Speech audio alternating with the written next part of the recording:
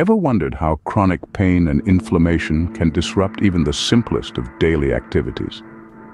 Imagine the relief if there were accessible, easy-to-use solutions right at your fingertips. Heat and cold therapies are two such remedies that can offer comfort and respite from the relentless pain. Let's delve into the world of heat therapy first. The concept is simple. By increasing the temperature, and hence the circulation and blood flow to a specific area, heat therapy can ease discomfort and improve muscle flexibility.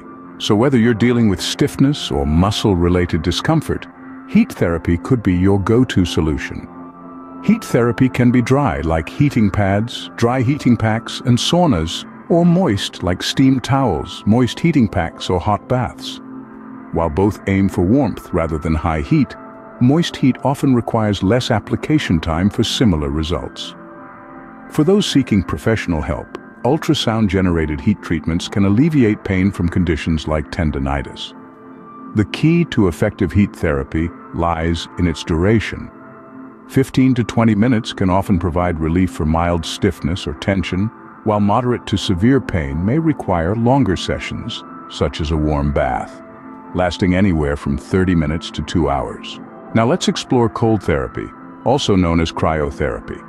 By reducing blood flow to a specific area, cold therapy can significantly decrease inflammation and swelling that causes pain, especially around joints or tendons. It also temporarily reduces nerve activity, offering pain relief. Cold therapy can be applied through ice packs, frozen gel packs, coolant sprays, ice massages, or ice baths. Other forms include cryostretching, which eases muscle spasms during stretching, and cryokinetics, a technique combining cold therapy with active exercise, beneficial in cases of ligament sprains.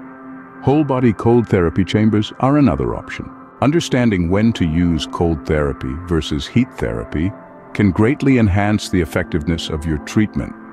In some cases, a combination of both might be necessary.